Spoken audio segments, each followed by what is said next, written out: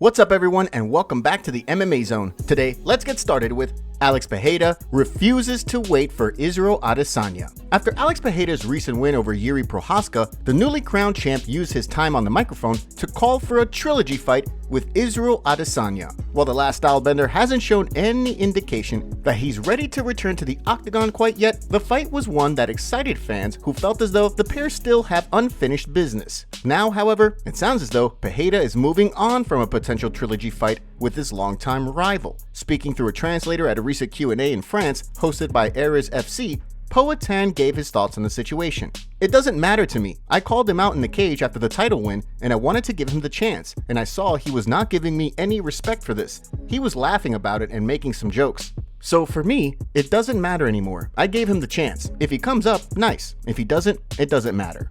The first order of business for the newly minted champ is a clash with former champion Jamahal Hill, who's looking to return to the octagon in 2024 after tearing his Achilles over the summer. Next up, let's take a look at Colby Covington gets disrespected.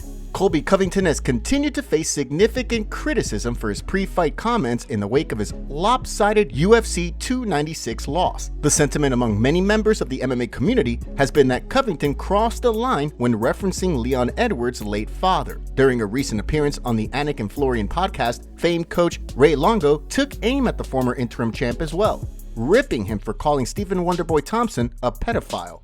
Colby, you suck in the life out of the community. You're just like a leech on society. You know what I mean? And now you're attacking this guy. It's just, I don't know, it's just too much for me. I don't care for it. And man, talk about karma, because what a piece of shit that fight was. I mean, the guy did absolutely nothing. And I mean, to be able to take a pro Colby crowd and by the end of the fight, have the crowd against you, good luck, my man. I hope it was worth the money. Longo wasn't the only one to take aim at Covington after UFC 296. Longtime UFC veteran Matt Brown weighed in on the state of Covington's career during the latest episode of The Fighter vs. the Writer. I think I speak for everyone. We don't really care if we see him again or not, right? Yeah. I don't think there's a lot of people that are excited to see him fight again. Given that the former interim champ looked like a shell of his former self in the fight, Michael Chandler feels as though it's time for him to go back to the prelims. As he explained in an interview with Inside Fighting, Not now. Not now? Not now. But soon. Not after that performance. Right, not now. Colby should be fighting on the prelims. Wow. That's my... You're super disappointed. Given that Dana White also notably said that Covington looks slow and old, it'll be interesting to see what the future has in store for the brash veteran. Next up, let's take a look at Paddy Pimblett responds to CALLOUT. Paddy Pimblett handed Tony Ferguson a historic 7th straight loss on the main card of UFC 296. However, despite the victory, many were quick to criticize the baddie for both failing to finish El Cucuy and looking exhausted in the third round. After seeing the streaking Scouser get his hand raised, former lightweight champion Rafael dos Anjos took aim at the baddie on Twitter, writing, "Pimblett is terrible. I would beat this kid without a fight camp." The comments were brought up to the baddie during his post-fight press conference, where he fired back while speaking with media members. RDA is very good. What the fuck are you mentioning me for then? Stupid. Focus on you've got to fight, you know what I mean? But yeah, everyone's going to mention me, aren't they? You know what I mean? And it's just because of the little thing round my name and the fact I've got so many followers, you know what I mean? That's what it is. But as I say, I wouldn't disrespect RDA. He's former champ, another future legend of the sport, but he's another one who's getting a bit old now, and if he wants me to take him out, I will. Dos Anjos, of course, is gearing up to fight Mateusz Gamrot at UFC 299 in March, with Pimblett still unranked at 155 pounds, and Dos Anjos currently sitting at number 11 on the UFC's lightweight rankings. If the former champ winds up losing to Gamrot, the UFC could look to match Pimblett up with yet another legend. Now, let's shift gears and take a look at UFC fight updates. With UFC 296 now behind us, and a multi-week layoff before Strickland vs. Duplessis on January 13th, let's take a look at some UFC fight updates, starting with 2 additions to the UFC Vegas 86 card on February 10th. The card, which will be headlined by a middleweight clash between Jack Hermanson and Joe Pyfer, will now play host to a lightweight scrap between Bolaji Oki and Damir Hadzovic. The fight will see Oki look to make his successful UFC debut after a win on Dana White's Contender Series, while Hadzovic looks to rebound from a loss to Mark Diakiese back in July. That card will also play host to a light heavyweight clash between Zach Pauga and Bogdan Guskov, which will see Pauga look to bounce back from a June loss to Modestas Bukauskas, while Guskov looks to bounce back from a September loss to Volkan Ozdemir in his UFC debut.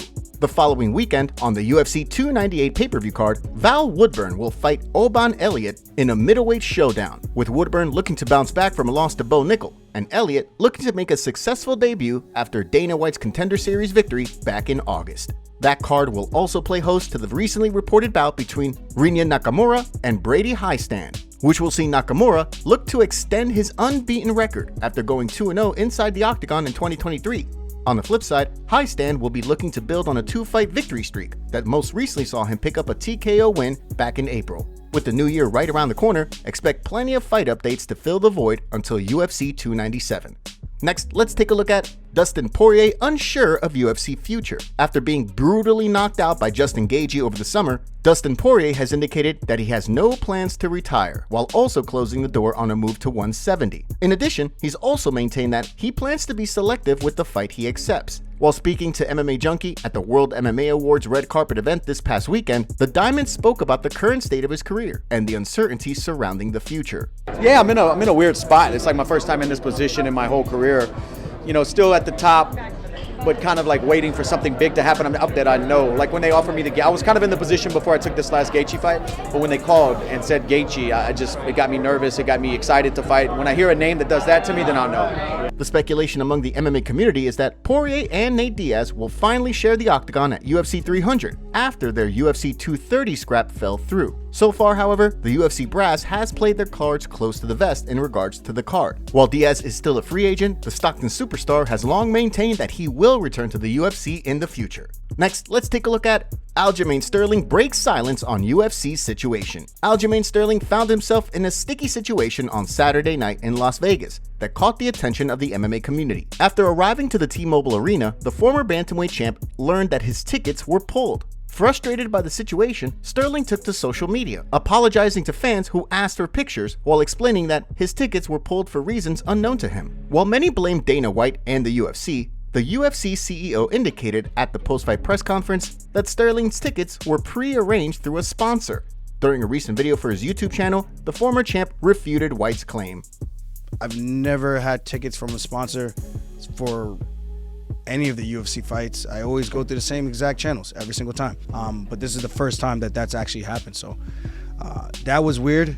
I don't know if that was like what someone told him, but nah, I actually asked for tickets through the UFC channels, and just unfortunately, because obviously it's a big event. I know a lot of people are coming, they're spending top dollar. We're fighters who are coming in, they comp us for free.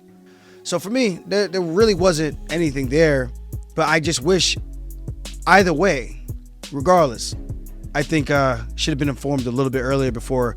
Given that Sterling and White have had a rocky relationship in the past, it'll be interesting to see whether the UFC CEO responds after catching wind of Sterling's comments. Next, let's take a look at Sean Strickland altercation was staged. Although the altercation between Sean Strickland and Dricus du Plessis at UFC 296 has continued to serve as a major talking point among the MMA community, Robert Whittaker was left scratching his head. Despite Dana White shouldering the blame and admitting that sitting the two so close to one another was his fault, Robert Whittaker believes that the entire situation may have been staged. While speaking on this MM Arcade podcast, the former champ gave his thoughts on the altercation. I thought it was staged, mate, honestly, because like it was weird. It was weird the way it happened. Like you saw it, obviously. So you saw the way Strickland was like, move aside, please. Makes sense. But then he jumps in like WWE style. The way he was punching, the way he was kind of like, I don't know, fake punching. Yeah, to the back of, you know what? Maybe it was just for entertainment. And in which case you can't really give him anything for it. But I don't know. It was a bit silly. Although Whittaker may not be sold on the altercation, the heated verbal exchanges between Strickland and du Plessis certainly appear to be quite personal for the middleweight champ. In addition to advocating for those who endured childhood struggles on social media, he also indicated that he got emotional when talking about his childhood troubles during a recent appearance on Theo Von's podcast, showing just how personal the situation is for him. When the UFC's hiatus ends in the new year, the two will finally have the chance to settle things. The MMA community is concerned for Tony Ferguson after he announced that he won't be retiring anytime soon on Instagram. Here's what some fans had to say. He thinks fans telling him to retire is an insult to him, but in reality, we're just looking out for him. I hope they give him someone in the back end of lightweight who doesn't punch hard, so maybe he can end his career off a win. Give him Anshul Jubilee or something, I don't know. Tony Ferguson versus CM Punk at UFC 300. Who says no? He needs to call it. No real improvement in his last 7 fights. Tony's the type of guy to go on a 12-fight win streak, then go on a 12-fight lose streak. Bro is speedrunning CTE. Please, Tony, retire. I can't do this shit anymore. The MMA community roasted Colby Covington over Donald Trump being banned from the ballots in Colorado. Here's what some fans had to say. Damn, he saw Colby go 0-3 in title fights and felt like he had to catch up. I blamed Colby Covington. Covington loss did not help. I love Colby's love of country and passion, but he lacks power, speed, and skill. Plus, if you can't get up for a fight you don't deserve in front of your president and your crowd, you're just not that guy, and you'll never be. He embarrassed America again. Make sure to leave a comment and you might get featured in our next video. Thanks for watching. If you enjoyed, make sure to subscribe and turn on notifications to never miss any MMA news. Check out our video from yesterday if you missed it. See you tomorrow.